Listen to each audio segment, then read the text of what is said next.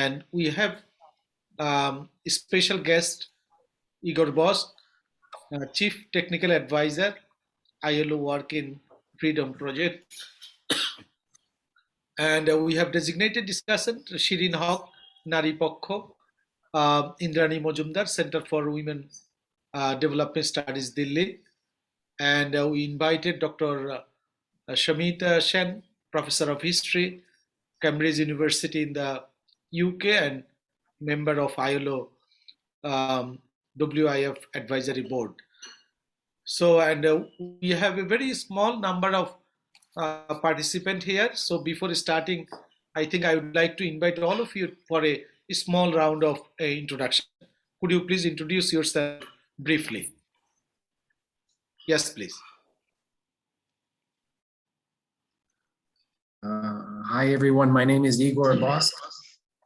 I work in the ILO. I'm based in Beirut, and I'm in charge of the Freedom Program, which looks at women's migration between South and West Asia. Okay, next. If we volunteer, please. Thank you very much. This is SM Azharul Islam, Program Manager, working in Right Joshua. You know, Right Joshua is a human rights-based organization. From the very beginning of our journey, we are working with human trafficking and migration issue as well. Thank you very much. My name is Musabir Hussain. I'm working with Bangladesh Naripokkho an activist women organization. We work with the WIF project last 2 years. So we are also working with women workers in different issues. Thank you.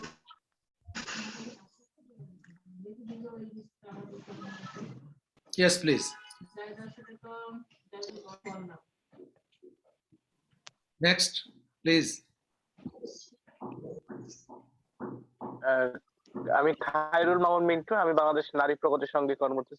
গত 2 বছর আমরা potential migration ওয়ার্কারদের নিয়ে কাজ করছি। এখনো বর্তমানে আছি বিএনপিএস এ। ধন্যবাদ। Thank you. Next. Good afternoon, everyone. I'm Shireen Haq. I'm a member of Naripokkho, and Naripokkho is a women's rights organization founded in 1983, and we work on a whole range of rights issues. Yes, please. Next.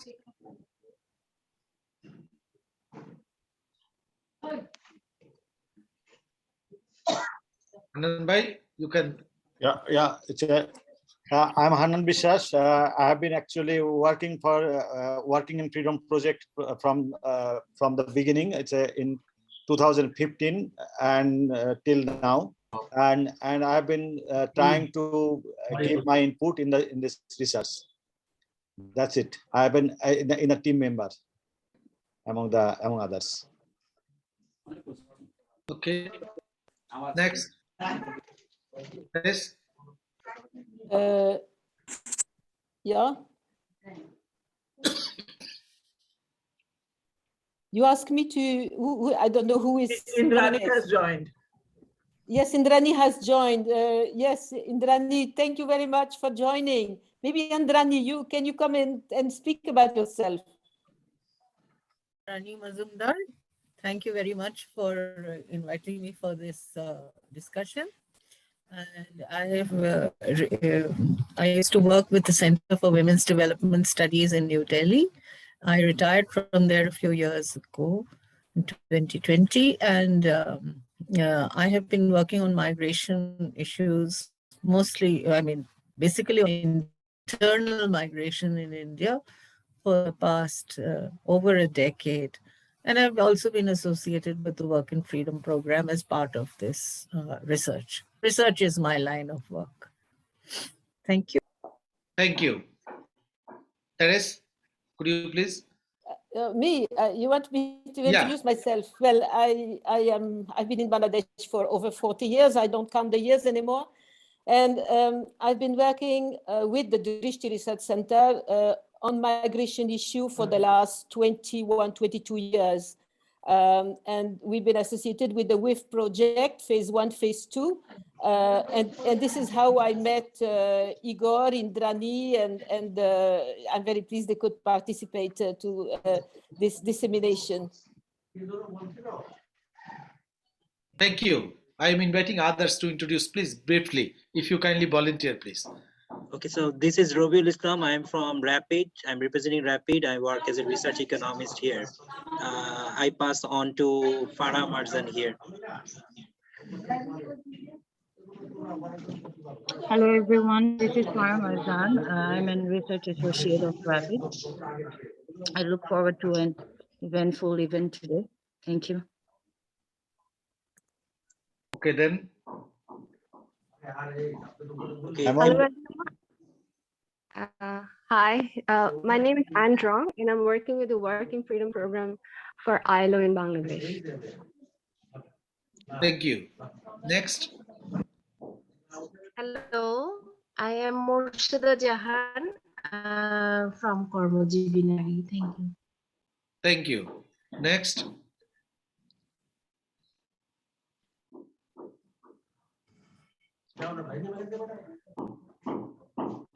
Rashid bhai.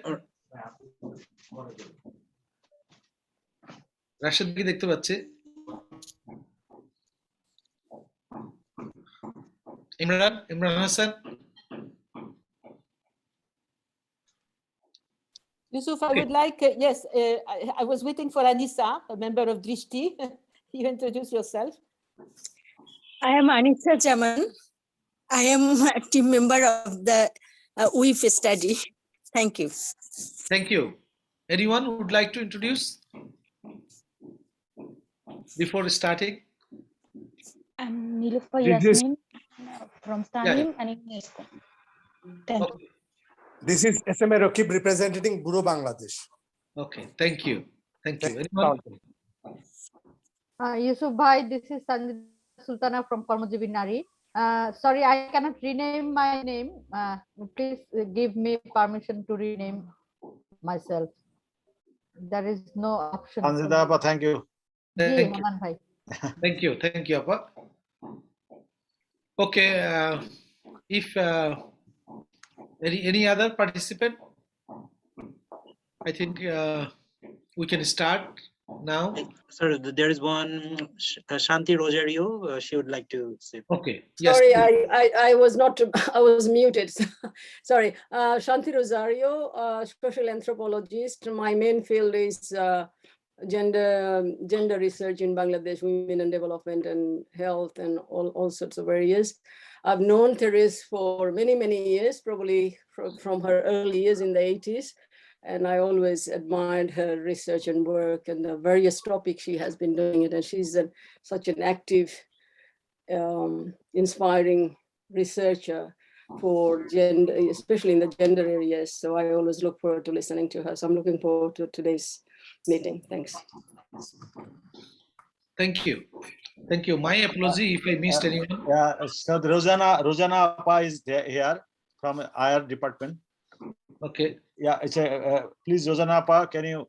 Yes, this is Rosana Rashid. I'm teaching at the Dhaka University, Department of International Relations, and I've been working on migration. Around 40 million workers from Bangladesh go to foreign countries looking for work every year in hopes of having a better life.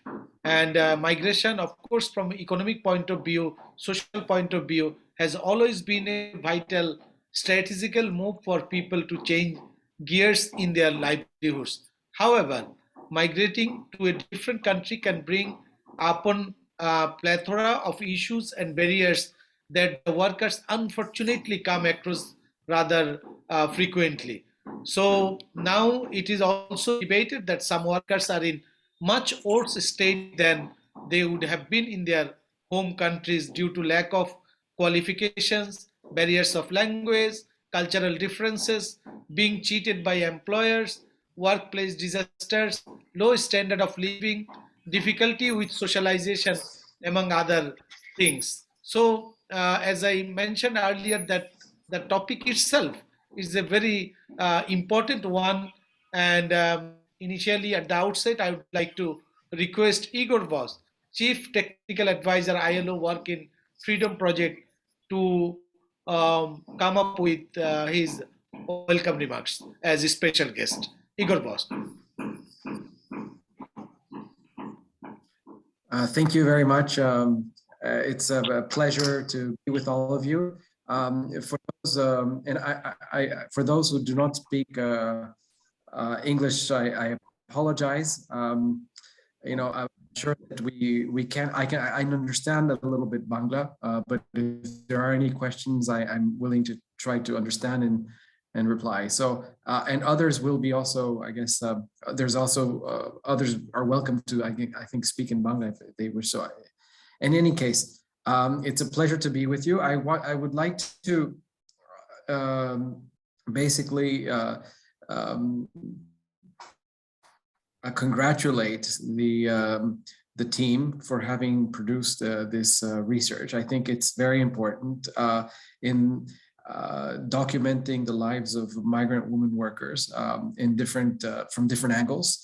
And for us, particularly in the ILO, it's very helpful because it gives us perspectives that we often just miss out. We tend to look at things more specifically from the work angle, or sometimes from a recruitment angle, but from a very limited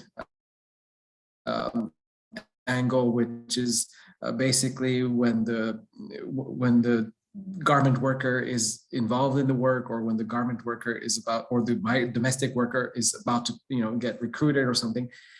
So when we have this type of research that looks into the more of the life histories of women, it gives you a completely different angle that allows you to analyze the challenges and some possible solutions to those challenges in a different way. So I would like to highlight basically 4 points. The first one is an important reflection that comes out through the study, the changing gender roles. I think between, on the one hand, this there seems to be a polarity between a society that is very patriarchal and where women's work is in many ways forbidden or seen with as dirty work and so on. But on the other hand, a certain degree of pragmatism that is emerging and that is sort of beginning to antagonize this sort of more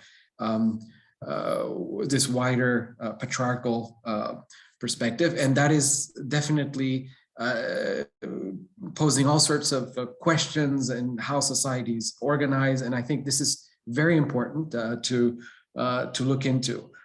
It brings out issues like, for instance, property rights for women, the right to divorce, how the Shalish courts are working or not, and I think this is very important. The second point I would like to highlight is really how this study really brings out the agency of women through migration, by looking at migration not just from the perspective of one migration where a worker is abused or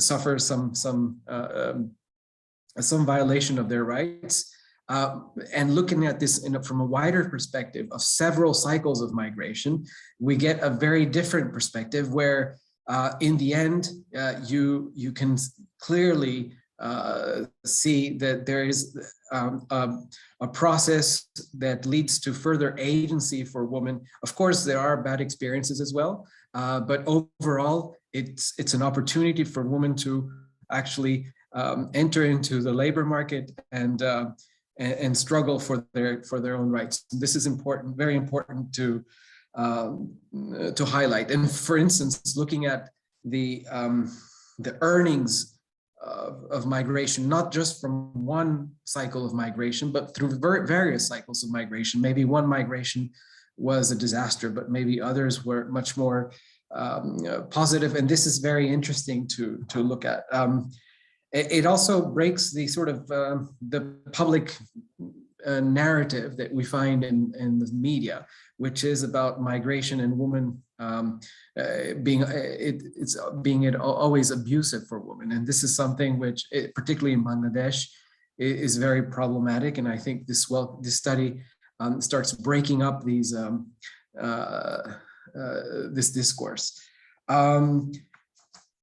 The third point I would like to mention, although the study doesn't go into too much details about it, I think there was the previous survey that was done that was quite important. It was more of a quantitative survey that was done, brought out, but I think it's an important aspect which is alluded to in this report is how the cost of migration for women is much lower than it is for men, and what it means, because the discourse on migration is the reverse of what it applies to women. And so, there is a need to start challenging this. And I think this study also brings further light into that.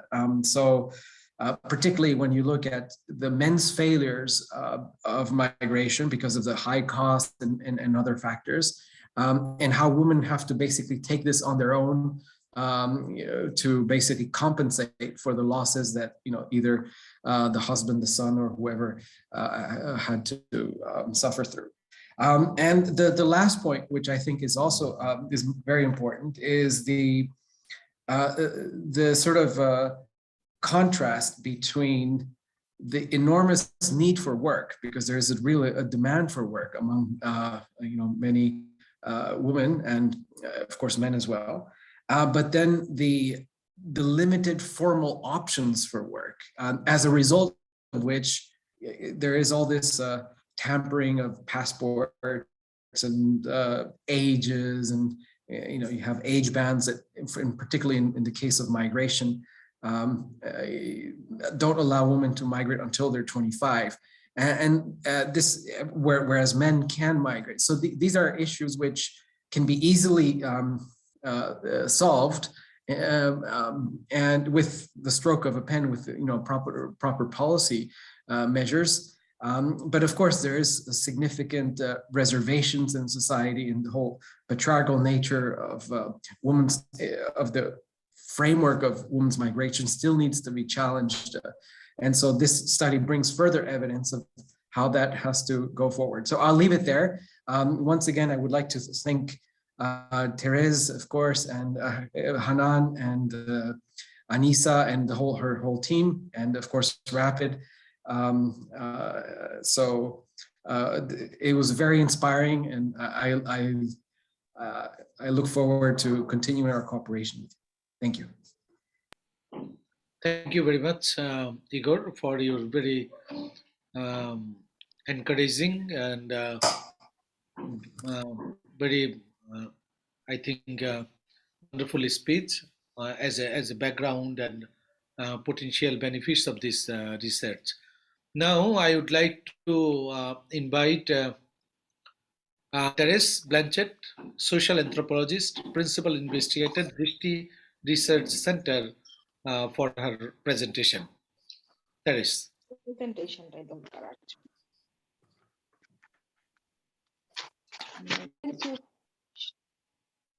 Thank you, Eusuf.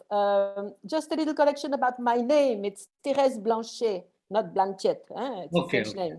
Yeah. That's it. Okay. I've asked Robiul to present the slides I prepared on the PowerPoint. The first thing I want to say is that in choosing this title, Rebels, Victims, Agents of Change, I wanted to be a bit provocative, because I was so fed up to hear about women as victims, victims, and victims. And at the end of this presentation, I'm going to comment on victim. I mean, how migrant women, some of them distance themselves from this label, and others use it strategically. So victim is not something so easy. I mean, there are women who are clearly victims, but I will discuss that at the end of the presentation. Now, next slide, please. I mean, when we started this research with WIF, and we still continue to look at these three aspects, so the markets, the labor markets, which are fluctuating, and when one look at the migration of women, I mean, long-term, several destination migrants, then you find this a manifestation of these fluctuating markets for both domestic work and garment factory, which are the two main type of jobs that migrant women do. State policies, I always want to underline ever since, the MOU that the Bangladesh government signed with Saudi Arabia in February 2015, it had a tremendous impact. It opened, the Bangladesh government had already lifted many hassle, had lifted many bars. But in 2015, there was a clear manifestation that we encourage women to migrate, and it had an impact, not immediately. 2017, you could see it very clearly. And then perhaps by 2018, I mean, the media presented such a negative image of this, the outcome of this migration, that it probably slowed it down a little bit. So remittance remained very important to Bangladesh economy, and I think the government is fully aware of this. And markets for women are not the same as market for male migrants. So they move differently and they have a different dynamics. Gender system, women labor migration relates to gender system, and this will be the main focus of my presentation. Next slide, please. So labor migration and the gender social, I mean, to sort of, in a nutshell, men migrate as providers for the family and to be real men. Women migrate by default, and that's very important. Ever since we've been looking at women labor migration, women need an excuse to migrate. So they need a reason. It doesn't go, because women are supposed to be married and have children, and it's like as though they were out of place when they migrate.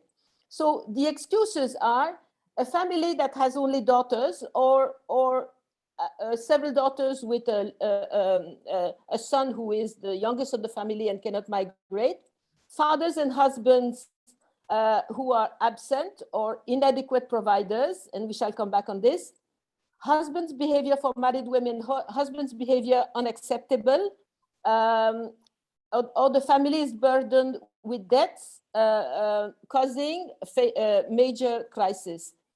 The exceptional and temporary character of this women labor migration often lasts as it is profitable.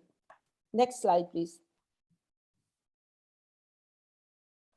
I thought I had discarded that slide. It's just to introduce, I mean, when it's okay. I mean, when we began to, I just want to, Igor mentioned also the first research we did, where we, I mean, we all know that labor migration in Bangladesh, geographically speaking, historically speaking, gender-wise speaking, is a very sort of a, I call it an irregular landscape. So in the first phase of our research, we selected 5 contrasted areas in terms of how old migration was and what was the gender, I mean, how many men, women were migrant workers. So the district selected were Borguna, Brahmanbaria, Manikganj, Narayanganj, Potwakali. And within each of these districts, one union was selected to survey all the migrants. Next slide, please. And you have the location of these districts. So the survey recorded 8,437 migrant workers. Women made up 15.7% of this migrant population, so it's very close to the national records. What was interesting is that there were significant differences between unions.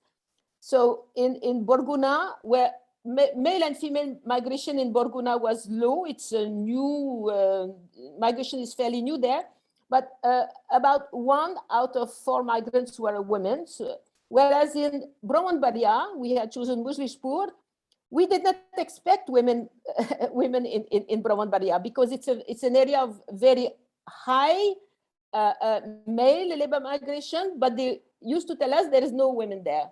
So we searched, and no, I think the survey found that they found 5.1% of the migrant workers were women.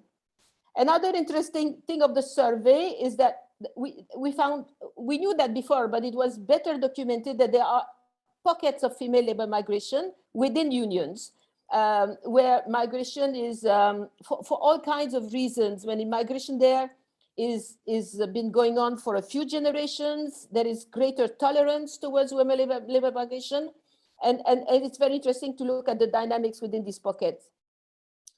And what Igor just mentioned, that this men, I mean, cost of migration, the difference between male and female migration is insufficiently acknowledged, even in surveys that were recently produced. Bangladesh Bureau of Statistics and also BILS produced 2 studies, and they come with, they also conclude that women pay less than men, but in our study, the difference is even larger. And in the years since this MOU with Saudi Arabia, this gap has been growing. The women pay even less than before, and men pay even more than before. Next slide, please.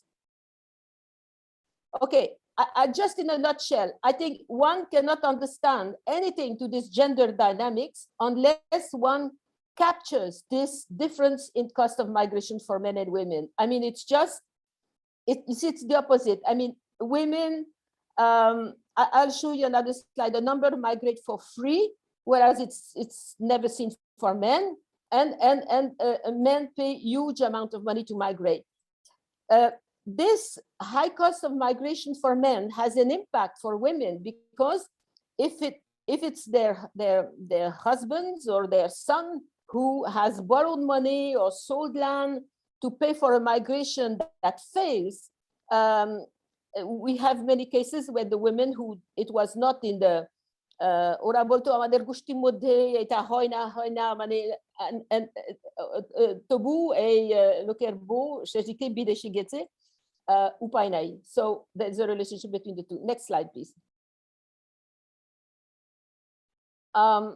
So I'm going to talk from now on about the research that we conducted this time. So we worked in the same areas. We combined Putwakali and Borguna because the numbers were quite small. So we worked in 4 areas, and we documented the case history of 211 migrant women. And I think that it's very important. I want to talk a little bit about the criteria to constitute a sample that we hope is representative. There is no sample that is perfect. I mean, as an anthropologist, as a scientific, I mean, it's very important to be transparent about the way we constitute samples. And the 2 most important things I want to say is that we constituted we looked for women who could be interviewed. It was not always possible because when you work on migrant women, many of them, of course, are abroad. And in the last sentence, it says that in the survey, only 3.9% of the respondents were the migrant women, whereas in this study, it's 2/3. 2/3 of the migrant women were personally interviewed in face-to-face interviews. That required much more time because we had to just run or whenever we heard that a woman was visiting or that she had returned for good. And in some locations, for example, in Mushrishpur, Brahmanbaria, where there are so few migrant women, we had no choice. We took all of them. When we found a household where there was a migrant woman, even if she was not available to be interviewed, we interviewed her family. But where there was a larger number of migrant women, that was the main criteria, circulating in the community, who has come back from abroad, who can be met. So it's very different from the way maybe NGOs constitute their samples, or the media constitute their, I mean, the population, their data, you know, from which they construct their image. We never, the criteria was never that, you know, we didn't have package of assistance to deliver. And we never chose or tried to give priority to women who had a bad experience or a positive experience. I mean, we tried to be absolutely neutral in relation to this. So the 211 migrant women, many had several migrations, and the oldest recorded was in 1996. I use the word, I mean, the case histories are not all of, I mean, some are richer than others, but amongst those that we could make the best documented are several visits were made to a same household. Maybe an informant was met several times. And I use the word catching history in the making. Because sometimes, I mean, when a woman is taking a decision for her next migration, she has to solve problems in the family, and sometimes it can be very dramatic. And so, as I wrote, we don't know what's the final outcome of these conflict or decision, because the final chapter is never written. We cannot write. If I was a novelist, I could write the final chapter, but I am not one. Next slide, please. So that it's a lot of numbers, but it gives you an idea of the upper line, so the destinations. In some cases, there were very few. In Mauritius, only 2 women. If I start with the first column, Saudi Arabia, KSA. So you see, in the period 2016 to 2020, if I had the pointer, it would be good, but I don't know how to. Okay, 2016 to 2020, 55. I mean, it's the biggest part of our sample, and again, you see, in terms of years, our biggest sample is the recent migrants. So the old migrants, the numbers are not very much, but they are very big.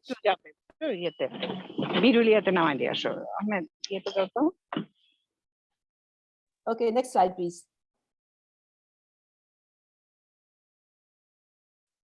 Now, we always do, when we try to characterize our population, so age, education level, marital status, we'll talk about this now. When we look at, since we have women, we are capturing something spreading over time, we computed here age at first migration by research site. And if you add up, I mean, the youngest migrant was 13 years old, and 13 to 17, they make up 20%. It's a very large percentage. 18-20, another 11%. So we come to almost 31% of migrants at the first migration who are adolescent girls. If you add the 21 to 25, we come to almost for the 64%. So in 2000, in the MOU concluded in 2015, it is said that women should be 25 years old to migrate. And I mean, what's the use of this law? I don't know. I mean, it's not applied at all. So it means that all these women, well, some of these women would have had their first migration before this rule came into force. But this phenomenon is both ancient and present. It's actual. I mean, we witness a 14-year-old, 15-year-old girl being recruited, having her passport made for 25 years old. And there was a scandal recently, a young girl, 14 years old, Kulthum from, forget where she was, but close to Brahmanbaria, who died as a result of the maltreatment she received from the employer. And then it came out in the media as something scandalous, terrible, and so on. But look at the systematic character of this. It's not exceptional. Now, the study contains several descriptions of these adolescent migrants. They often come from, well, families that are in their needs, and they, sorry, I need a bit of water. You don't see me, but this story that was published in the media about Kulthum, I mean, it's exceptional, fortunately, and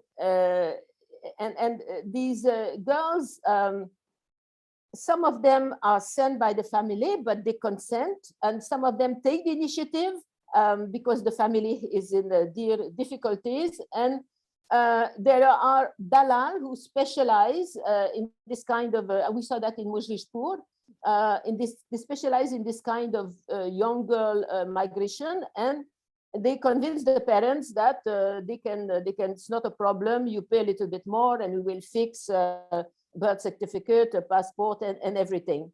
These girls are not stopped when they go through the airport. The only girls that are stopped when they go to the airport are the girls who, or the police demands a bakshish, is the girl going with tourist visa to work as in the dance bars of Dubai. I think that in one of the conclusions to this report is that really this is the rule is feeding a business, all of those who produce fake documents, and I think that we could do.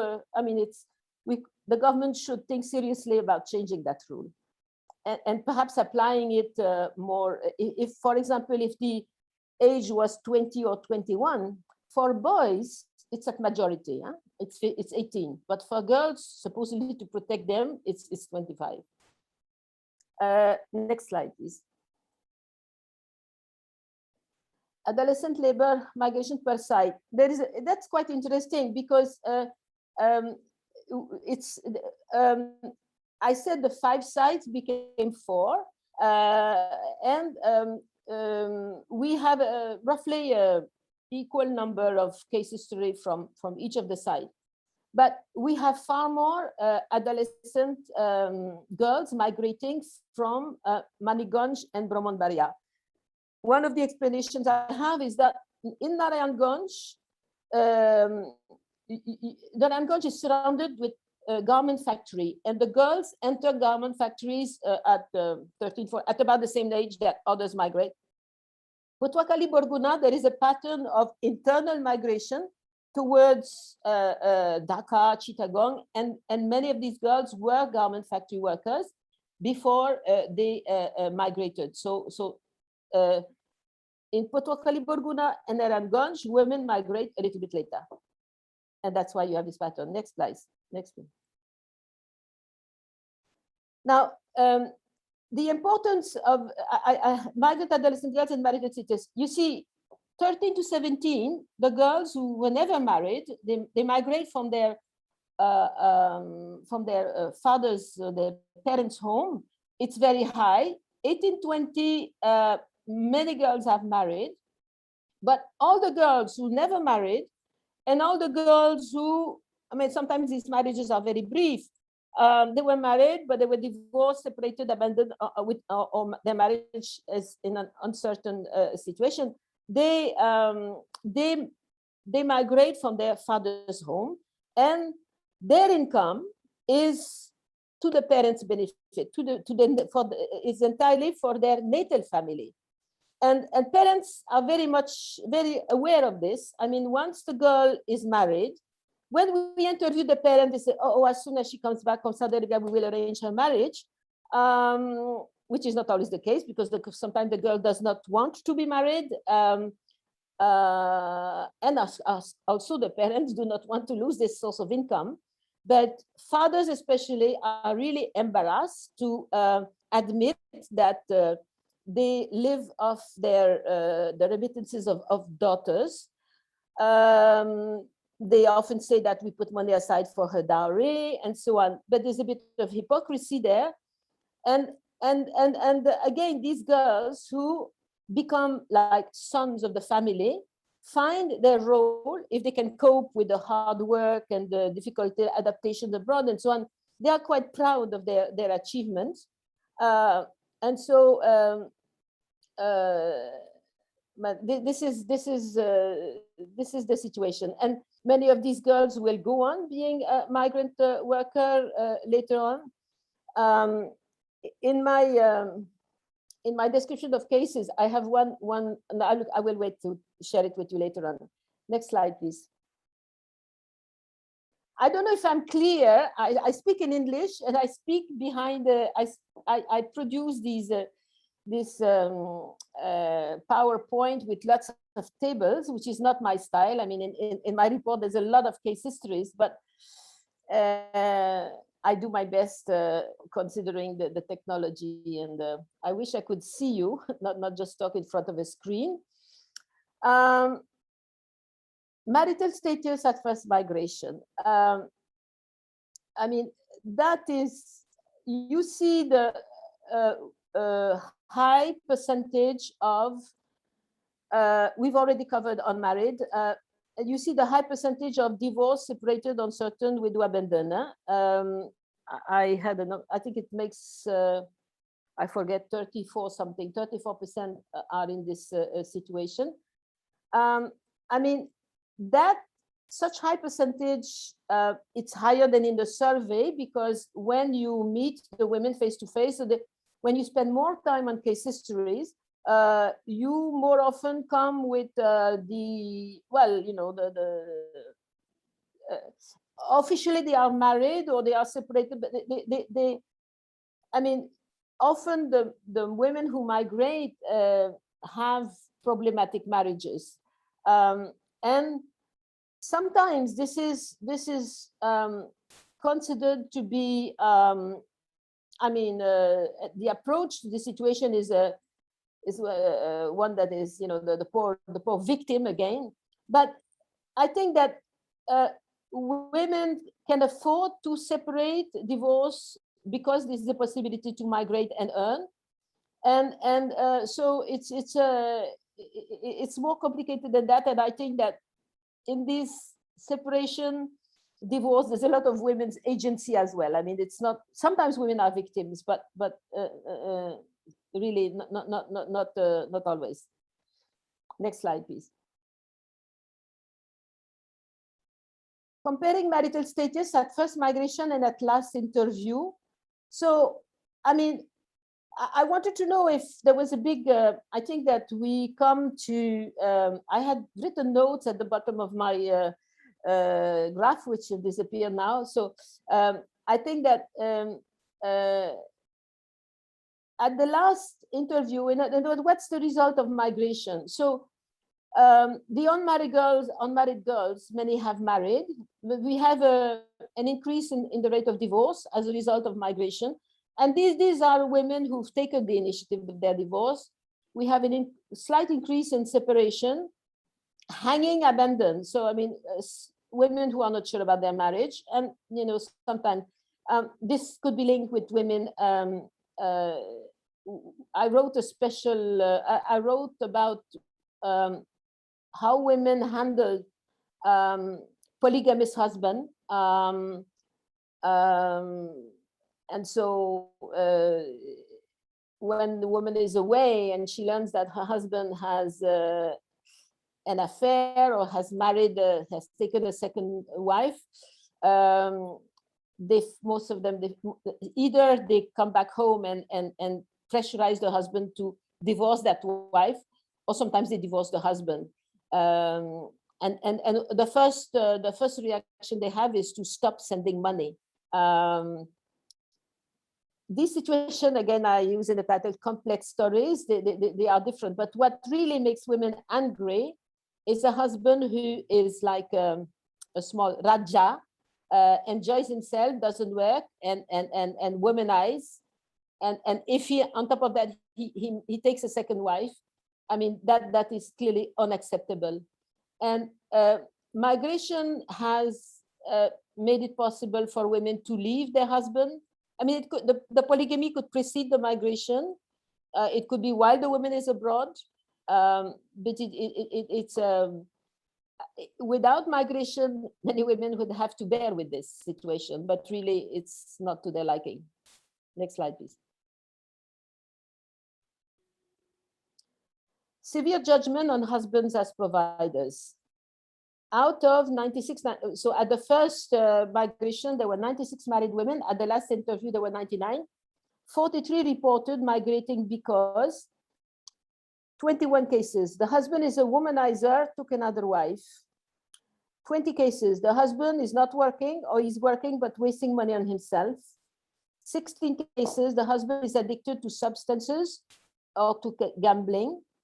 9 cases, the husband is violent or is jealous. So this is the married women. And when I say severe judgment on husbands as providers, because I mean, men are defined as providers. It's part of manhood. It's part of manhood. And for this population, when women migrate, we see that husbands are many failing to provide or have a behavior that the wife finds unacceptable. Next slide.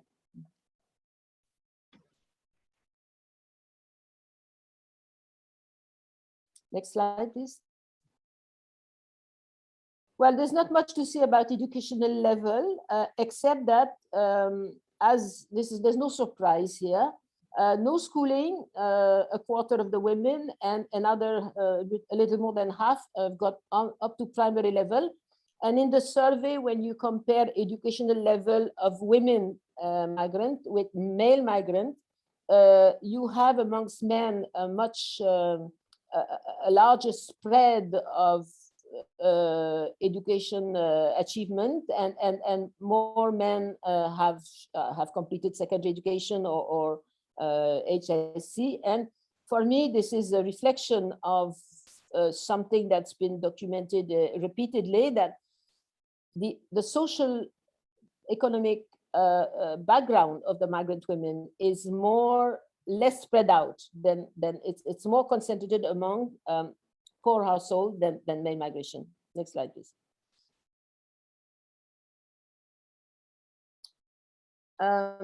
Type of visa at last migration. So here, domestic visa, 75%. We use, and factory visa, 15%. So these are the two main type of jobs women, job and visa that women do when they migrate. But the other are also interesting to look at. Here, we don't use, we use the not necessarily the name of the official visa, we use the name that when recruiters negotiate a price with a candidate for migration, these are the terms they use. For example, family visa is only 1%, but it's a woman who will go as the wife of a migrant worker, but her purpose is she may have to show that she's his wife sometimes, but her purpose is to earn. And she's not going. I mean, in the village, she's not the wife of this man. It's risky. What dance visa?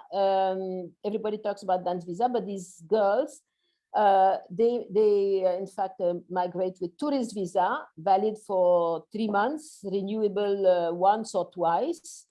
Now, dance, it's a very small percentage, but it's really interesting because, again, there was a scandal in the media with, I can name the person because his name was pronounced, but someone called Azam Khan, who had 4 hotels in Dubai and hired these girls. The 2 of the girls that we met, in fact, had worked in hotels that this Azam Khan owned, and they knew him. And the pattern is what was exposed in the media. I mean, the girls were recruited, the Dalal were their dance teacher, who took a cut from the money they should have received as an advance. But it's really interesting. And we here there are only 2%, but we continue our field work there, and there's some more data than that is not in the report. Free visa, 2%. Now, free visa is, I have the information for which country women go with free visa. Free visa are quite costly. And the women, you know, probably those of you who work on migration, you know what it means is that the woman can, she has a co-fill, she has a paper that are regular, but she can work for and work for whoever she chooses to work for. And the company visa, 4%, are women who work for, I mean, they usually are cleaners, or they work in schools and hospitals. Now, these are, I mean, some of the veteran migrant do not want to go again for domestic work. They want to have more regular schedule, a day off every week, and they are willing to pay more for a company visa. Some of them are cheated. They pay for the price of a company visa, but they end up just being sent as a domestic worker. Now, this diagram, so when we talk about very low cost of migration, we're talking about domestic workers. And the dance visa is also a special, the girls are given an advance before they go. But family visa, tourist visa, free visa, factory visa is also something. Company visa can be quite costly. When various researchers make averages of the cost of migration for men and women, I mean, it's very important to have this diagram in mind. For example, the cost of migration is very low for Saudi Arabia, but in Saudi Arabia, you have a few company visa and all the rest is domestic visa. Next slide, please.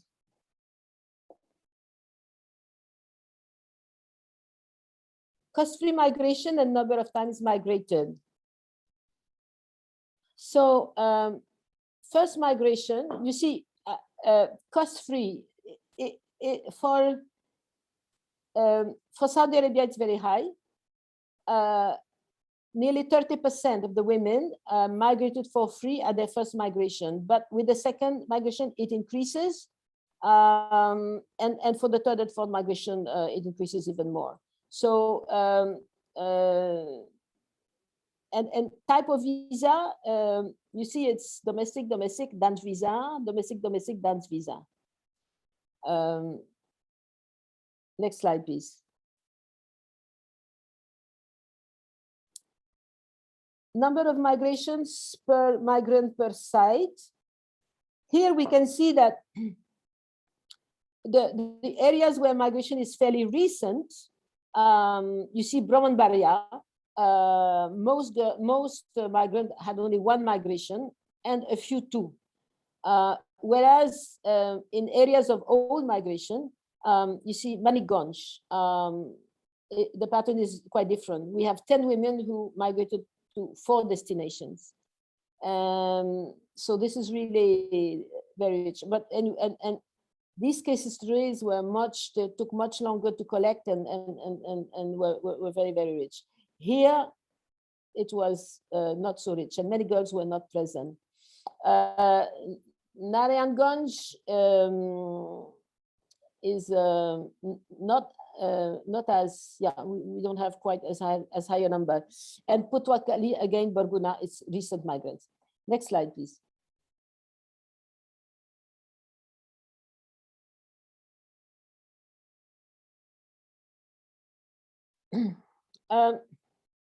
Migrant women as victims. The narratives show three scenarios. One woman called Munwara, all the names are not the real name. You can call her a true victim. Munwara is a 42-year-old woman. Her passport said she was 32. Maybe that is why she was sent to a brothel in Saudi Arabia, trafficked for commercial sexual exploitation. Munwara is, it was her third migration. She's a 42-year-old woman. She's a mother and a grandmother. And she just fell off. She just couldn't believe that kind of place she was sent to. And I mean, clearly the customers she had to service were not happy with her.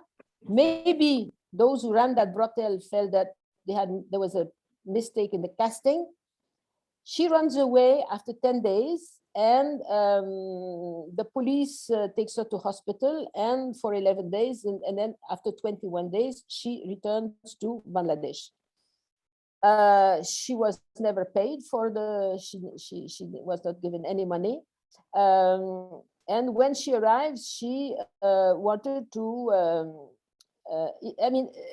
cases like this, Munwara has no idea what the police did with her case. Was the brothel raided? Was the recruiting agencies pursued? She just doesn't know, and all she can do is to try to get some kind of justice, demand a compensation to the dalal who sent her. And when she does that, the chairman, take bole tumi tikatse shalish hoy take 15,000 taka dai 15,000 taka kichuna মানে chairman তাকে বলে তুমি আর পুলিশের কাছে যেতে দরকার না, তুমি একজন দাদি, একজন তোমার মানে নাম আরো খারাপ হবে। and মনওয়ারাও সে মনে করে এটা ঠিক আছে থাক। So for me, Munwara is I think she fills in the criteria of a traffic woman. When I heard that case, I thought she was a young woman, but when I heard she was 42, I was even more shocked. Munwara gives us description of, I forget which city she was in. I think it was Riyadh. Daman, I forget, but I can check. But I remember very well how she describes. She was in a building where there were 8 girls, all younger than her, different nationalities. She was the only Bangladeshi, and the others earned good money for themselves and for the owner of the brothel. But she was, as I said, the wrong casting, wrong place. But it is a case of trafficking, and so Munwara never. The case is known in the community because there was a shalish, but it never appeared in the newspaper, and she didn't call. She didn't ask any NGO to help her. So a case of true trafficking, it occurs, and it must be recognized. Now, other narratives show women who strategically posture as victims. They positively act the role and expect some benefits. They are fighting a strong case, maybe with lots of lies, not necessarily true, calling upon NGOs and journalists. And we have example of this in our own work when we try to document case history, we came across some women who postured as victims, and they were not, we discarded these cases because we did not quite believe what they told us. And you know, in the village, if you ask the Anissa and the others in the team, they will tell you that, you know, how do you introduce yourself as a researcher? People may take you for an NGO, a journalist. Why do you ask so many questions? And depending on how you are perceived, then the story will come in a certain way. So posturing as a victim is something I think NGOs who provide assistance must be very much aware, must be very well aware of this. We've also seen in villages that NGOs, they have a budget to assist women, and they must spend the budget. And so they do look for victims. So there's so some women look for package, and NGO may look for victims. And the media also look for victims. So sometimes the women strategically posturing as victims meet the journalists, and they can agree on what they want to achieve. But for us, that is interesting to document as researchers. But one has to be aware of stories that are not quite credible, and the number of cases that were discarded that way is not very high, but some of them were. Now, the third category is the women who positively reject the victim role, the label, and these for me are quite interesting. They point out that the hard work, daring initiatives, and the positive outcome. And I could describe the story of I put down 3 names, and Hasna, Samia, Sharmin. I mean, Hasna is a very interesting story. She is I don't know what time it is for the. Hasna, I will just stick to one story. Hasna was 14 years old. She is one of 5 daughters, and her father dies when she is 8 years old. Her mother gives in adoption the younger sister and really struggled to bring up the 4 remaining daughters. Hasna couldn't go to school. All of the sisters went to work very young.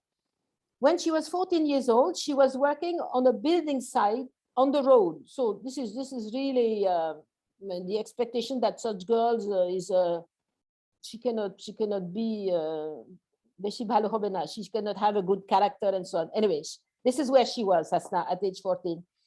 A man in the neighborhood found her pretty, liked her. He proposed to marry her. The mother refused. Hasna refused. Hasna said that she was trapped by this man who took her to the town, and I mean, she was 14 years old, and he trapped her. She said she was married with a lie. Now, after being married, Hasna told the husband, "Now you bring me to your family. I'm your wife. I'm your wedded wife." And the man refused, and he said he had a wife and children, and he said, "My family will not accept you." And Hasna was really angry. And things went on like this for, she said, 1.5 years. And Hasna, she was pregnant. While pregnant, she organized her migration to Lebanon, and she just gave birth and quickly left for Lebanon. She left her child with her mother, and she was in Lebanon for 5 years without returning. This girl, so she's what, 15.5 when she goes, and so she never sent any money to the husband, but she kept in touch with him. Hasna described her life. Out of 16 years of married life, she spent 12 years abroad, and her purpose was to sort of get admitted into as a wife in the Shushur Bari, and we meet Hasna at the time. It's not I who met her. It's Anissa, I think, who is. Hasna is her husband had just torn her passport because she had gone to Jordan without telling him. Hasna, I don't know if you follow the story. Hasna had left for Jordan. This was her third migration because her husband had migrated to Malaysia and had, in order to pay for his migration, he had, they don't have any land for agriculture, but the land for the homestead had been mortgaged. And so Hasna, when the researcher first met her, had just returned from Jordan with money. The husband's migration was a total loss, but she had the money. And her life has been one of revenge. She has been admitted to her in-laws' home. In the end, not only was she admitted, but the land that belonged to the husband is been put in her name, at least part of it. Such character, Hasna, she cannot afford to be regarded as a victim. She has to be a winner. It's very hard work. It's exhausting. And one detail that I found interesting, when she returned from Jordan, having earned very well, she came back. She was illegal at the end, and so she returned when the government declared an amnesty, and had to spend 1 month in jail because she was illegal. And she told Anissa, the researcher, she told, please don't tell my family. I mean, so everything has to be positive. I think that's very interesting. The number of women who really do not want to be called victims. They are working very hard using their intelligence, their agency, their many daring initiatives to be successful migrants. So in terms of the representation in the media, and also by the NGO, I think that these pictures of victims, I think you have to review a little bit your understanding of victimhood, victimization, and the way it's not something that's plucked on somebody and thinking that they cannot react, and they can use the label for their own purpose as well, or they don't want it at all. I would say that a majority of the women don't want the label victim. Next slide, please.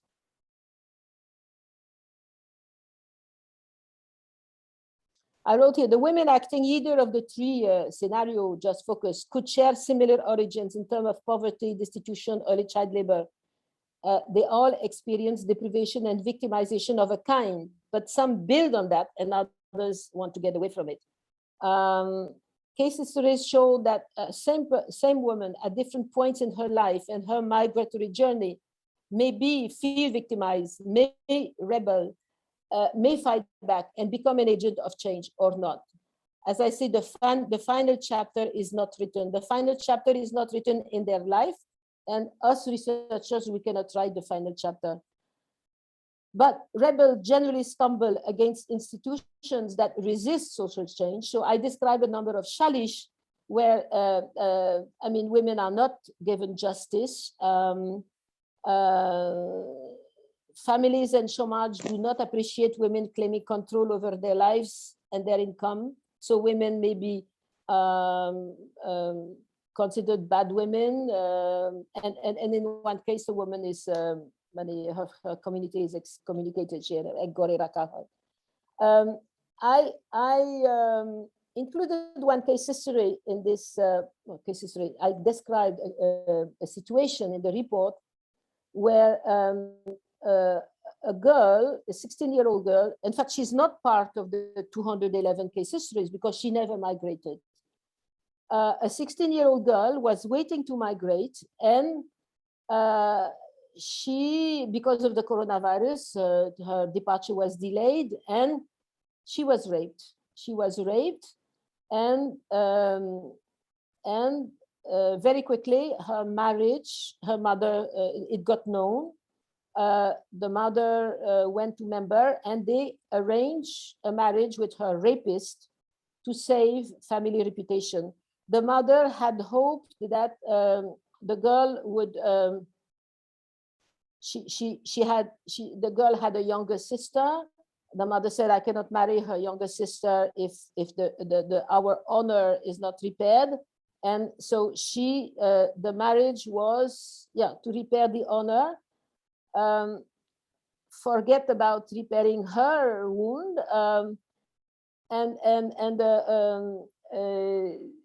the mother's plan failed because the girl, she was married to a boy who is a drug addict, a boy from a higher socioeconomic level, and they got a wife. They got, as the mother says, they got labor for free, and they will not allow her to migrate.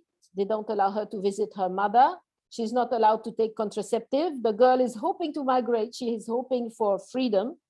And when we talk about earlier on about the migration of adolescent girls, I think it's very interesting. There are other adolescent girls, when they come back to the village, after some of them have done very well, they work very hard, they were able to cope, and they are valued by the family. And when they come back to the village and they see girls their age being married, and one girl said, "She does the same work I did abroad as a kadama, but she does it without any salary.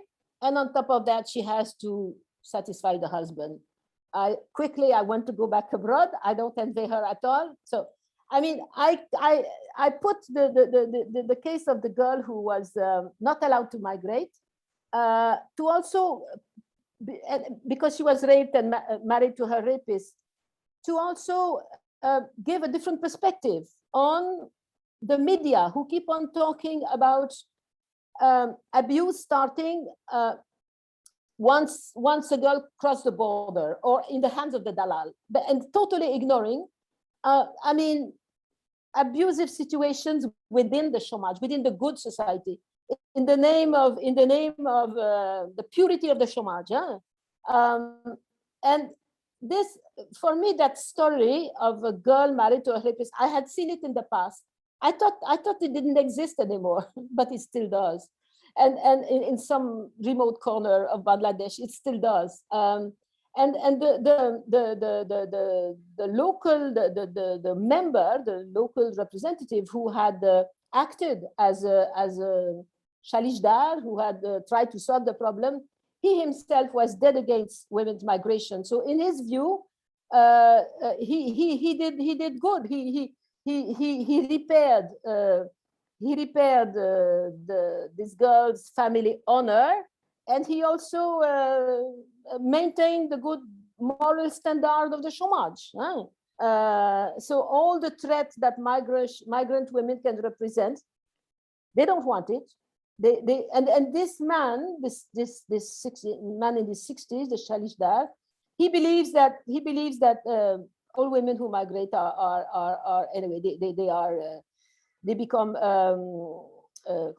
noshto ho jai. They become they cannot keep their purity. So in his view, marriage, keeping the girl at home, marriage solves everything. So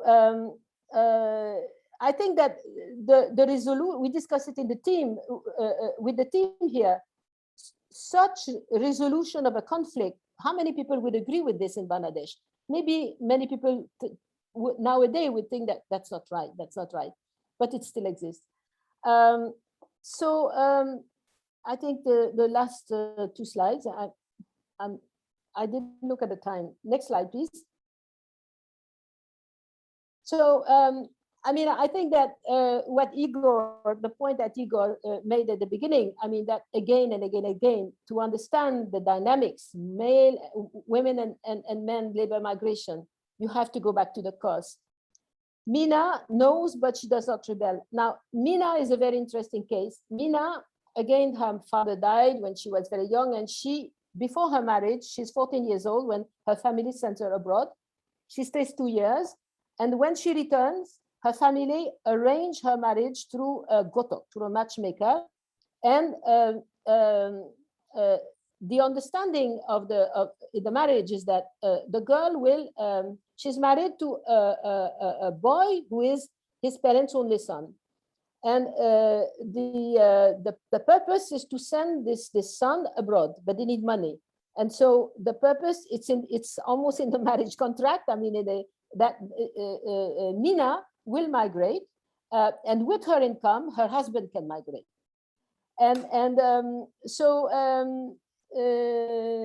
Mina, there's so many interesting details about Mina. Mina, after her marriage, she quickly becomes pregnant, so she cannot go. Her migration is delayed. When her son is 4, she goes abroad. She goes to Sharjah, and she is very sad. She doesn't see her little son.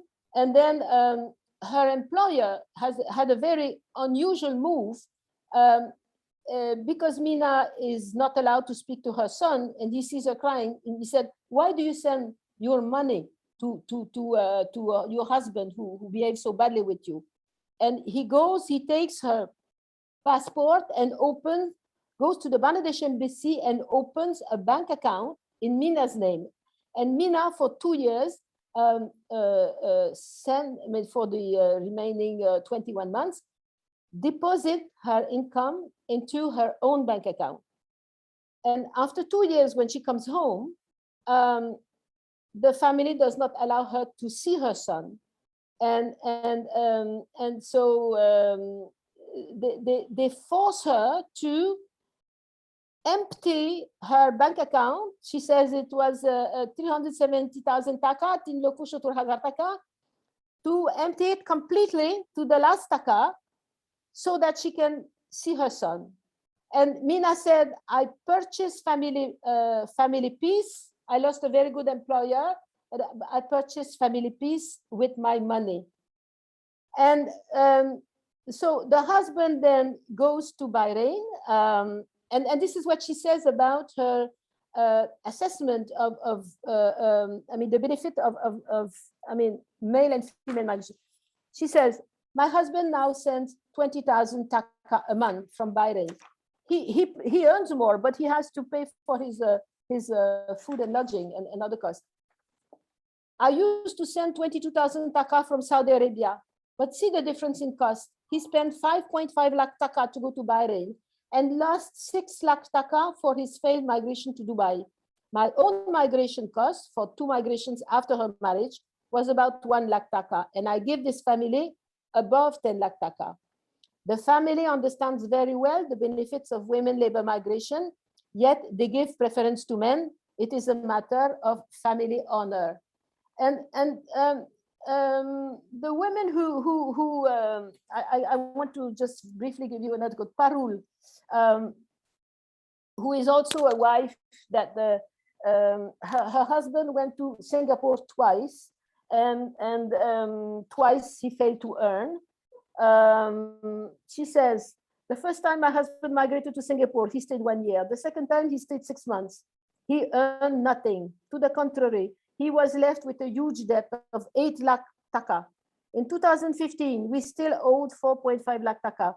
We had already sold the land we got from my in-laws. My husband did not look upon women's migration with a good eye. He did not want to send me abroad, but when I left, we were drowning in debts. He could not object." Later on, she says that, "Even more than my children, I'm concerned with the repayment of this debt. So far, I remitted 4 lakh taka. There is still 60,000 taka to be paid. On top of that, she spent 1 lakh taka for her husband to set up a shop, which made a loss and he closed down." She says, "My husband and my brother-in-law wanted to be Buru Manush, Buru big people, but they could not realize their dream. They wasted their father's wealth. Here, both men and women migrate, but women work harder and they know how to save. They have done more for their families than the men. Still, society looks down upon women's migration. Women earning creates a kind of shame. I find this really unjust." Last slide, please.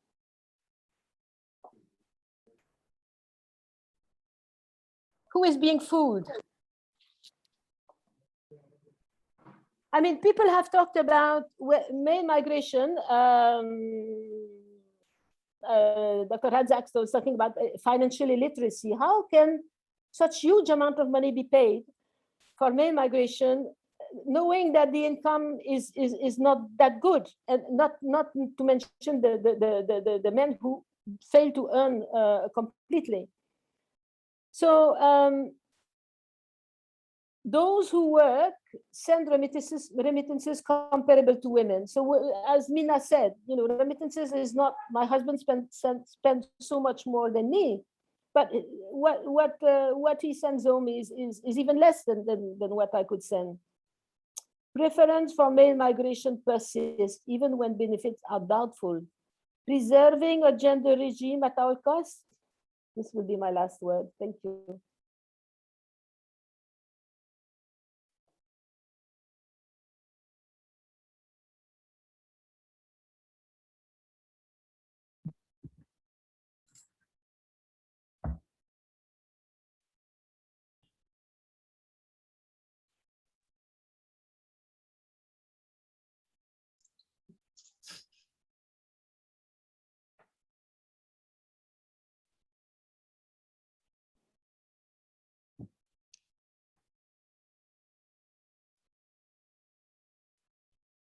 So thank you, Thérèse, for very detailed presentation.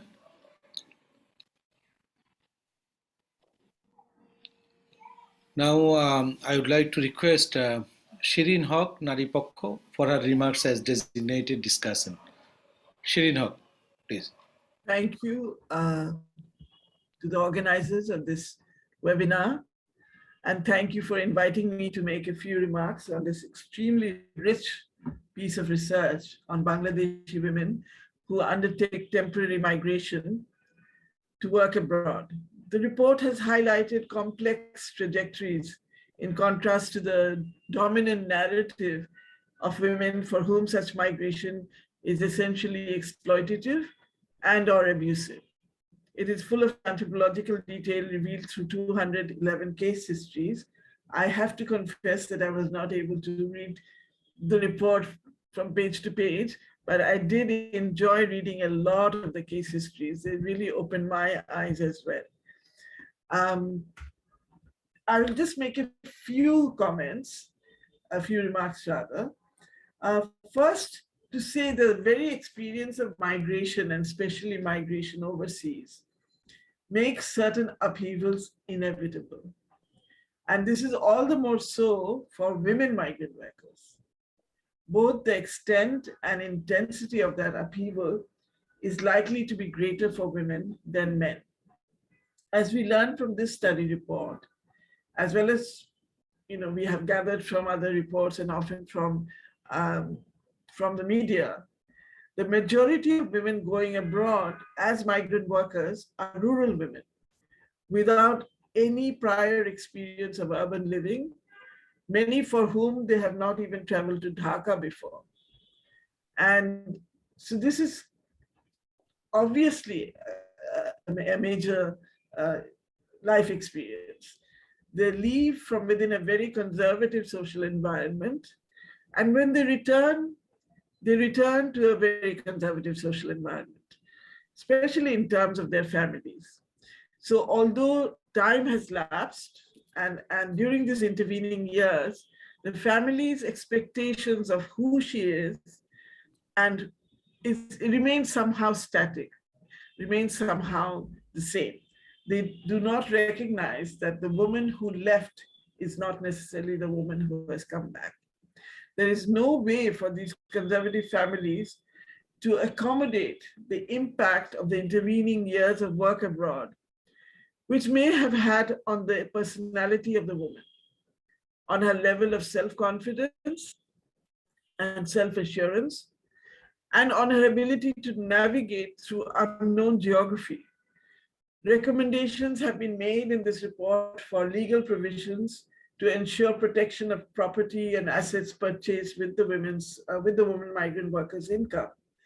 Perhaps an additional recommendation could be made for the concerned ministry to initiate an interministerial intervention for positive messaging that could prepare families and communities to receive not the woman who became a migrant worker, but the woman who has returned after an experience hitherto unknown to them. I'm saying this because this is obviously a gap that continues, and this is obviously one of the sources of stress and tension for the woman returning. The second point I wanted to make is the cost of migration being reported, whereas for women there's either no cost or very little cost. This factor in itself motivates families to send their female members abroad for work. The economic returns are high and is able to overcome the and that imposes her life choices and her ability to respond. The economic gains of potential upgrading of physical home appliances and television sets and etc. For the individual woman and her family, women migrant workers in the hands of employers, recruiting agents, immigration authorities. So grievance mechanism remain the same. In this come from organizations themselves is also gains in terms of self-confidence, in terms of elements that can be sustained through efforts on the part of the workers themselves. So I would like to commend which have reached out to migrant women workers team for giving me the opportunity to. What is, I think, a very important study. You know, Thérèse, I have known Thérèse for some starts. As she said, some of the basic questions which go against her, and I really found those stories.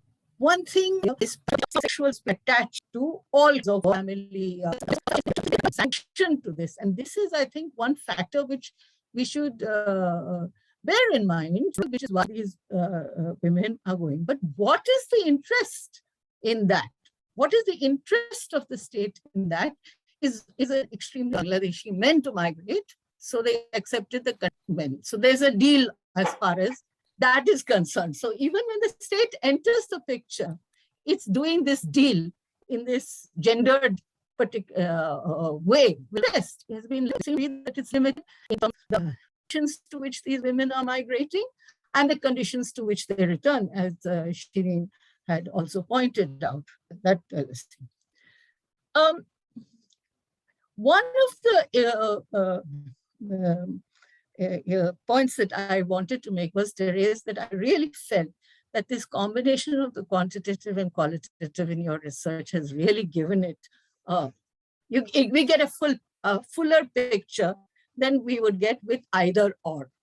You know, that combination that you have placed has been extremely effectively giving us a picture of the things, and that's why I think it's a very, it must have been a huge struggle, because chasing migrants is like, you know, chasing the will o' the wisp. In a sense, you know, you're chasing here and you're chasing there, and you get a part here and a little bit there. And I know how difficult it is, and I really believe that it's been quite a job, and you have done. And I'm amazed at the number of case studies that you have actually collected. It's really been quite an achievement, I have to say. And the other thing is that I think what you have really brought out is the family dynamics, or the relations within the households and within, and it's a little disturbing, I have to say, Thérèse. Well, it is disturbing in a sense when you see the cash transaction becoming such an important, the transactional relationship acquiring such a significant thing. It is, I mean, we have all been associated with the women's movement, and we've always argued economic independence is so important. Without it, there's that's a fundamental precondition. All these aspects are there, but it's only one of the preconditions in a certain sense. There are so many other things. And when it becomes reduced to the transactional cash relationship, determining what is going to be the quality of the relationship, it's a difficult and disturbing point. I mean, I just wanted to point that out, that sometimes we also, when we're looking at this, there is much more to the story that is probably in the emotional spheres and other things, which becomes sort of hidden and covered up by the dialogue on the material. No, it's not even material, it's the cash. It's the cash transaction, which is so, but what I'm saying is that, I mean, it's an amazing story as to how many of these women have been subjected to immense distress within their own households by a number of players and a number of actors. And this is the truth. There is a truth to it, which we see again and again and again everywhere, which has something to say about gender roles, and also has something to say about the way our social order is getting constructed in this day and age, as to what are the kind of value systems and what are the kinds of human connects that are there within even the spheres which are considered traditional in this, the sphere of the private, the familial, the affect, the areas of affect in a certain sense, what is happening there. One last point I did want to make. Your title, as usual, is very sharp, and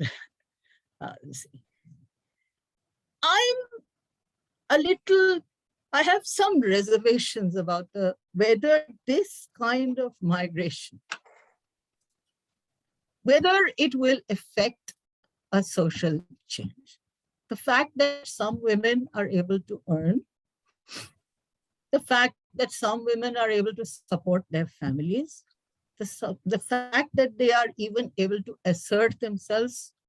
And I think your arguments on the victims are absolutely, I mean, I'm totally in agreement with you that this kind of narrative, which is actually a patronizing narrative also, but that they have something to say, that the women have something to say, and the women have something to do, and they're doing certain things. I think it's important. But I'm not so convinced that this can lead in itself, can lead to some kind of change in the and for that I think the relationship of such migrant workers with other social what is, for example, their relationship with other women who have not migrated. These are questions which I think need to be explored, possibly in seeing, but as Thérèse, you yourself said, the last chapter in the story remains to be told. And yes, none of us can tell that story. That will come in the doing of what happens in the coming days. Thank you. Thank you very much. And I really enjoyed the presentation, Thérèse, and it's been very nice to see you and Shireen.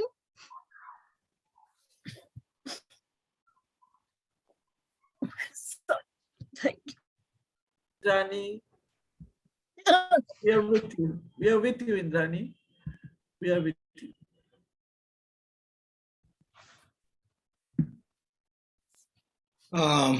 No, thank you very much, Indrani. Hearing from you. Could you restore my photo? I want to say something also.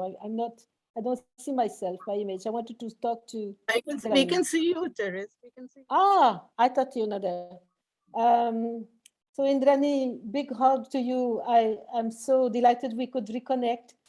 And well, we won't. I'll do it privately. What I want to tell you. Yes, it's wonderful that you could participate, and thank you very much. Thank you very, very much. Thank you very much. Nice to hear from Indrani Mazumdar, and it's indeed our great pleasure to have her in this webinar. Now I would like to request Dr. Samita Sen, Professor of History, Cambridge University, for her special remarks on the presentation. Dr. Samita Sen, please. Thank you. I echo the thanks that the other discussants have conveyed for this wonderful opportunity. And I'm kind of halfway between Shireen and Indrani in that I've been able to read quite a bit of the report, but not fully, not cover to cover and as closely as I would have wanted to. But the presentation also was extremely attractive, and I'm sure we all enjoyed listening to Thérèse.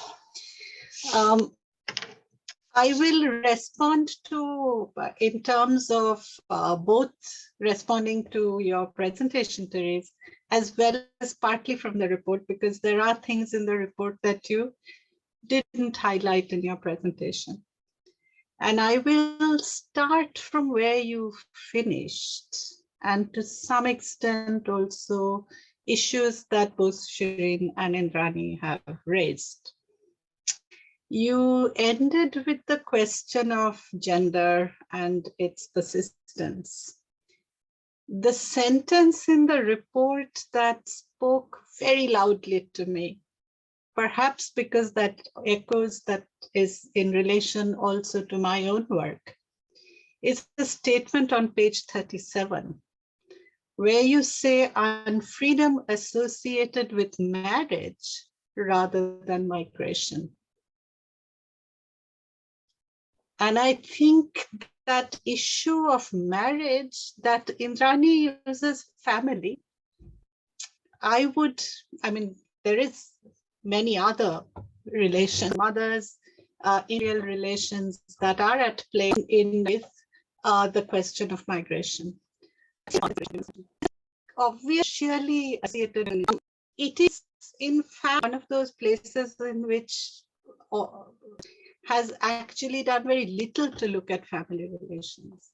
And we have, there is so little understanding at depth of the dynamics. So one of the places in which I would argue one can look at family relations is migration, because migration opens up the family to public view. So this is in fact one of the strategies I have used. I've looked at migration in order to understand gender dynamics and family dynamics. And if you do that, then the story of transactions as characteristic of the family takes you back to the early 19th century, when indentured emigration begins. And this is very richly recorded by historians. So this is, this provides us a hook to understand shifts and continuities. And I would argue that many elements of the story you tell us is consonant, is continuous, both with overseas and internal migration. And these are stories that so we need to connect stories of the present with stories of the past in order to understand long duress and change that may be happening. So two things I would like to, two issues that I would like to underline here. And one or two questions that I would like to ask you as stimulate discussion more than anything else. First is domestic work as occupation I've done this in my own work before, has two very distinctive features. One is that it is in the context of South Asia. So South Asia has this unique life cycle pattern of women's workforce participation. In South Asia, because of early marriage, in most professions, you don't see, in most professions where there are women, you don't see unmarried women. Women participate, women enter the labor market after marriage, childbirth at a later age. So in fact, the presence of adolescent women workers is very unusual. And the introduction of this feature of women's workforce, like many other features of women's workforce participation, has been very distinctive in the Bangladesh garment industry. It has broken many taboos, broken many barriers, and have introduced many new features. But the long-term pattern, if you look at long-term pattern of women's workforce participation characteristics, then domestic work has been the single largest distinctive exception. It is in domestic work that you have seen women's participation before marriage. So the age of women's entry into domestic work occupation has been very low. And in my own work in Bengal in India, in West Bengal in India, is that this age can start from even 5. 7 is not uncommon. So this driving down the age of women's workforce participation in a period also in the current period when age of labor participation is increasing, this is a very distinctive feature of domestic work. So I follow from that to ask you, what relationship do you see in your research between this very low age at which women start migrating for domestic work, but even so in some of your case studies, we see where you were very young girls going to Dhaka also to do domestic work. But you also talk about garment industry, where very young women work. So apart from garment industry and domestic work, what is the relationship between women's age and workforce participation rate, which would also be a window to understanding its relationship with marriage? And there I would like to suggest that while marriage, and some of your case studies I think tell us this, that marriage can have both a mobilizing and an immobilizing effect.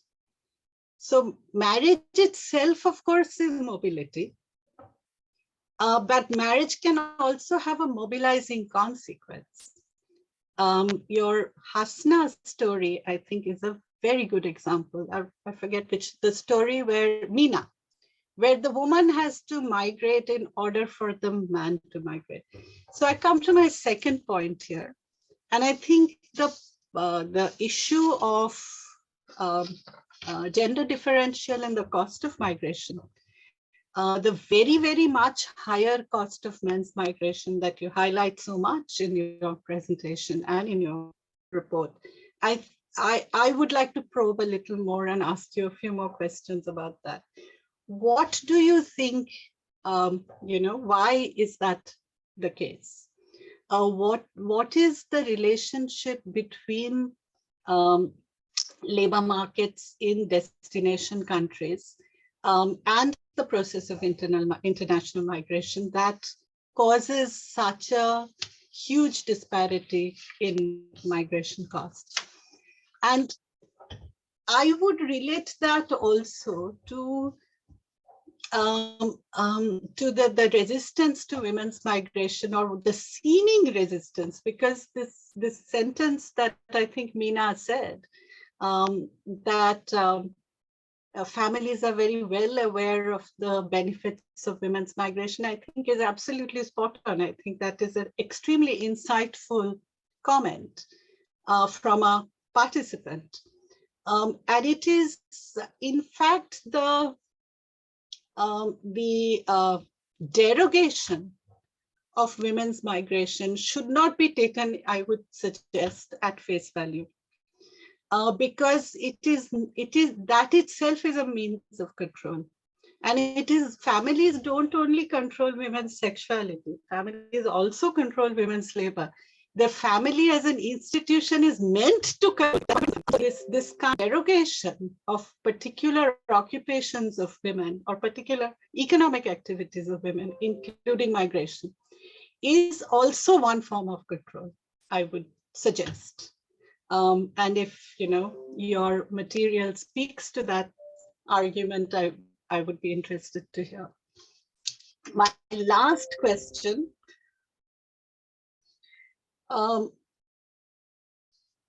Recruitment, and you make the point that that women are very active in the process of recruitment. This is something I have also seen in my work, though, and that is kind of contra other evidence. Some studies of, particularly of domestic work migration, have argued that fathers are the chief agents in sending daughters to work, especially in migrant contexts. My own work has shown exactly the opposite, that it is through female networks of recruitment that domestic work operates. And this, of course, is also a very new understanding of recruitment operations, because we have very little understanding of female networks of recruitment. So a little more on that would be wonderful for us to hear. I'll stop there. Thank you very much, Thérèse, for a really wonderful piece of research to bring to all of us. Thank you.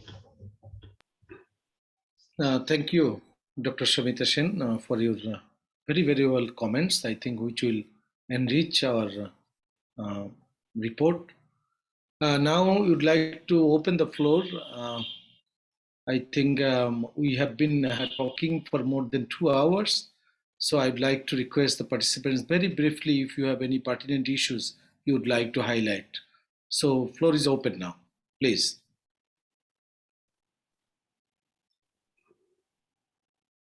Anyone?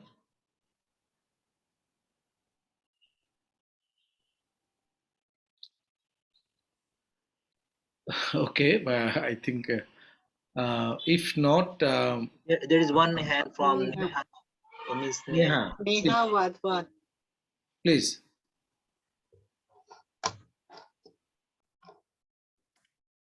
Thank you, Dr. Eusuf. I hope I'm audible.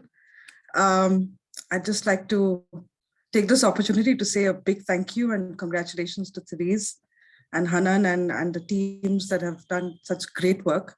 And like Indrani said, I think, the strength of this research is really, the way in which the qualitative and the quantitative, exploratory work has really come together. So thank you so much. And thanks, Thérèse, for a really enlightening presentation today. So much of food for thought.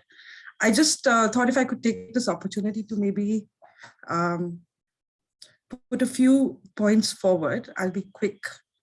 So let me quickly start. The first being on, the idea of pockets that you use, and to see if perhaps you could characterize these pockets in other ways. I'm saying this because in terms of my own research, one could clearly see patterns within village communities, of sort of certain tribes from where migration patterns or domestic work migration was much higher than others.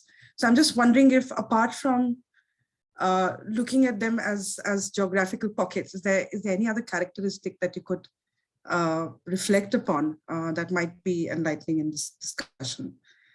The other point I'd like to, and I think there's been such an interesting discussion on the whole idea of marital status and how critical it is. And of course, I think the costs of migration is another very important aspect that you've brought out, and we hope to be able to use it in a lot of our advocacy work, because I think there are very big misunderstandings about costs of migration when it comes to women.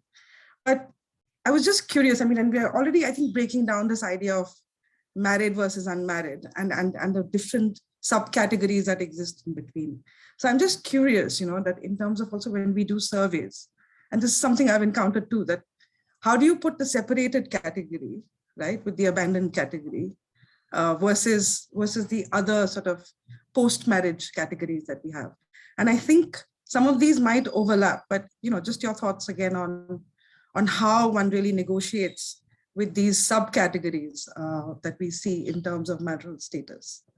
And another question I was curious about was whether adolescent women that we've seen in this survey, that there's so many numbers that migrate, are they also married? I mean, maybe I missed that in the presentation, but what is really the age of marriage that we're talking about here? Because again, I think that has, in the Indian scenario, it has deep implications on when women move, whether be it before or after. And just, I wanted to pick up on one point that Indrani had raised as to why is the state involved in this recruitment process. And I think it's really interesting for me in some of my, my discussions with trade unionists and with people working on the ground, is that maybe the agents have an incentive mechanism driven in, right? So is there a trade-off going on? Is there a balance here that male migration is actually contingent on certain numbers of women coming into particular sectors in the destination because of the demand that is really there, right? And then this sort of brings me to the whole idea of employers. I mean, I know there's a lot which has been covered in the study, but this is something I've been thinking more and more about, that we really need to start breaking down who the employer is. Are these employers, and what are the sort of socioeconomic characteristics of these employers? I'm also saying this from the perspective of India, because I think it's important to delineate sometimes if some of these victim stories are actually coming out of Indian employers' homes in the GCC region, right? It may not be the case with Bangladesh as much, but I really think to really break down the category of the employer perhaps can also help us understand this victim narrative a bit more. And just to finish, it's, I think, really interesting to see that in the case of Saudi Arabia, which I think was one of the top destinations for India prior to 2015, it's interesting to see how the MOU in Bangladesh has really pushed it up as the top destination. Kuwait is a top destination for India, but I think this is all, it's all a lot of food for thought, and I think you've really sort of initiated a discussion on very, very refreshing lines through this work. So thank you so much, and I'll stop there. Thank you, Neha. Any more participant? May I say one thing, please, which I forgot to say when I was speaking? Yes, please. Just on a relatively lighter note, Thérèse, when you say hanging stroke abandoned, when I first read your report, I thought it was literal hanging. And in our country, literal hanging is not, it's not something that would be a mistaken assumption. So I would change that terminology. Thank you. Thérèse, would you like to respond to any of the issues very briefly? Well, so many points were raised. Well, I think all of you, I think that I will not be able to deal with all the questions that it's a lot of food for thought for me also. I think that, where should I start? Okay, let's start with marriage.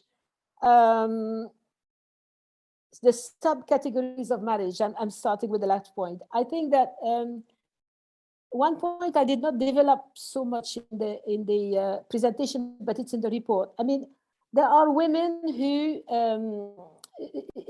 they want a husband. The husband is not a provider, and this whole concept of a husband as a saya. If a woman does not intend to remarry, she may be happy to. She prefers to be separated than a divorced woman, provided the husband is not sort of demanding money out of her. And this concept of saya is interesting. There is one case history is quite interesting in Muslim, for two co-wives who have a husband who is, I mean, this saya is Bangla, is a, I mean, it's a kind of guardian in the eyes of society. Actually, he doesn't guard much, but these families, these women, and if they have daughters, they feel they have a kind of protection, and the guardian sometimes may, I mean, it's all linked with sexuality, yeah.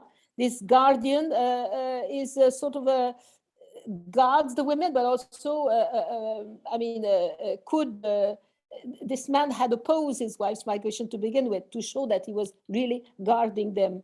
So marriage is, I think it's the same in India. It's a must. In some locality, Neha asked me about this concept of pocket.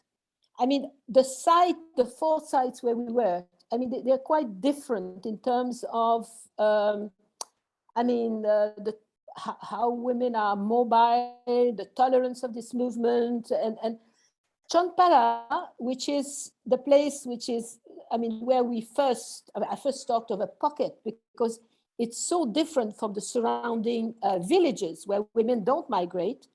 Well, there, marriage is something that a woman, you know, Bangladesh is a society, you must, if you are a woman, you must have children. Children must be born within wedlock. So that's the business of marriage. But in this pocket of Champara, I mean, a young man complained that he you know, women, what do? They use us to have 1 or 2 children, and then they don't need us anymore. So these are women who don't, I mean, their mother, their grandmother come from family where husbands were not reliable and they managed. So, and we have other areas where there is a tradition in Maniganj, there's a tradition of women migrating, but there's a very different attitude towards marriage. A woman must have a husband, must have the saya, the umbrella, whatever you call that, must have, and women are willing to go to much more trouble, pay for that relationship to last, and they invest. It has important material consequences, because if the women invest in the marriage, then, you know, their remittances, building something together and trying to control the husband, is much more important to her. Whereas in Champara, okay, fine, you go, you womanize, you go your way, I go my way. So these pockets are different in that way also. So many issues were raised. Shomita, about, do I say Shomita or Samita? The issue of recruitment, women being an active recruiter. Well, I think it depends. When I did fieldwork at Destination in another research in Lebanon and Jordan, where we had a much stronger presence of women migrant, then they were much more involved in the recruitment of women. Saudi Arabia, or when I worked in Oman, where you have, you know, men, Bangladeshi men who've been there for several years, are well, I mean, familiar with the milieu, and they get much more involved in recruiting women, sometimes marrying them. We have men who have a very good relationship with the employer, and he says, okay, you need a kadama, I'll bring one for you. I mean, and then it's a, I mean, the deal that women get is I mean, they have their own perception of migrant women, and so there's not one pattern. When I talked about women and mothers and sisters being much more active in the recruitment, what I said is that the language that a previous research we did, we looked at how men spend their money, and they did not spend, this was quite a few years back, it was in 2009, men spend money to bring abroad their brother, their son, and so on, never their women. Whereas women migrant workers, in those days it was more costly for women as well, did spend money to bring a sister, to bring a daughter. And when I saw these patterns in 2009, I thought, oh my goodness me, if women are utter victims, how can the mother bring her daughter and the sister bring her sister? That doesn't hold. So there is no one answer to this. I mean, it depends on the I mean, the period, the makeup, the sex balance of the migrants who are already there. When I did fieldwork in Oman, the men were well established and had, I mean, they really marginalized the domestic workers.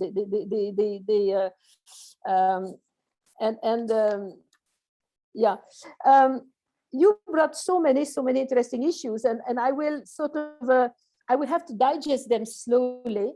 I'm so delighted that you found the report interesting and rich, and Shireen made very good points, and Shireen is more into a sort of a things of she's an activist and things in terms of policy, and I will pay attention to this. I mean, this comes to me as a kind of second. It's not my first specialty policies, but I think that when you made the point of getting, I mean, several government to create messages that portray women differently, that is so important, because it's been left to the media, who had their own business to run, and bad news sells better than good news. And so I think that this is something that must be taken up by government or by other people. It's very important to change that narrative. And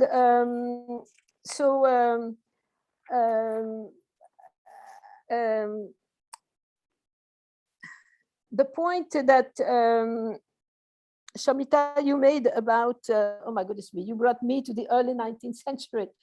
I would love to, I need to read more about this. I mean, I didn't read your PhD, I think it was your PhD thesis, but I got very much interested in the articles that you had written. You bring so many issues that I would need to do more reading and document myself better. But I think that they are, you give interesting line to further explore and follow up.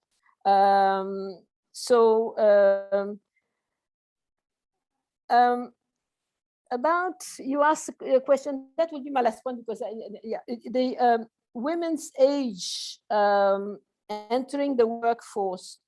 Could you say more about this?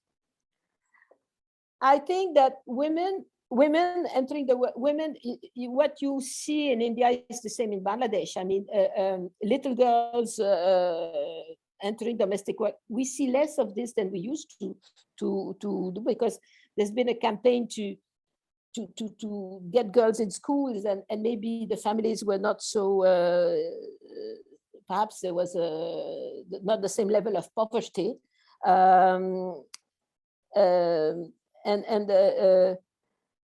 But the big, what really had the biggest impact in Bangladesh is the garment factories, of course. And we had the Harkin bills trying to raise the age of girls, but girls entering the labor market in the garment factories at 14, 15 is not unusual still today. I'm not working, not a specialist of garment workers, but this is what I hear. What is interesting about the one, I mean, I find that Mujlispur, the area where, Brahmanbaria, where girls are new migrants, over there, we find girls more educated than their mothers. This is a general pattern in Bangladesh. And I don't know, age of marriage may have slightly increased, but not that much. And so there is that period when a family is, one case history talks about that the girl is, the parents cannot keep her at school because there are costs. And so the girls are taken back home, and then and they cannot marry them either because there is no money for the dowry. So there's a kind of, instead of sitting at home, this period is sort of a time to migrate. So you, Samita, you brought indentured migration early 90s. My goodness me, I'm not that. These are areas that interest me, but I'm not really not that well informed about this. But again, I forgot what I read of your work, Samita, but I thought, oh my goodness me, this your you talk about Kolkata, the men in the jute mills, and I thought this speaks to me. This speaks to me some of my work in Bangladesh. So I will have to continue searching, and I hope we continue exchanging, maybe not through webinar. I hope in other ways in the future. So this is it's opening so many doors, and so thank you very much. I will end here. Thank you, Thérèse, for your detailed response on each of the issues. So it was a very wonderful discussions, very rich discussions. I think dynamics of women migration have been explored using both qualitative and quantitative technique, and the narrative around women migration remain complex, and women are really true victims. Also, some try to pose as victims and some positively reject victim level, but it has a huge policy implications. I think the policy implications for the issues discussed here are very important, and the complex dynamics of social construct, labor market, and migrant workers' narrative should be taken into account to devise conductive policies. Having said this, I would like to congratulate Thérèse again for her wonderful presentation, and we are grateful to ILO for their support, and also Drishti Research Centre. So all of you, we are very indeed, we are grateful, all the participants, for their very interactive and participatory sessions. Thank you very much. With this, we would like to conclude the webinar. Thank you very much. Thank you very much, Dr. Eusuf. Thank you for chairing this section.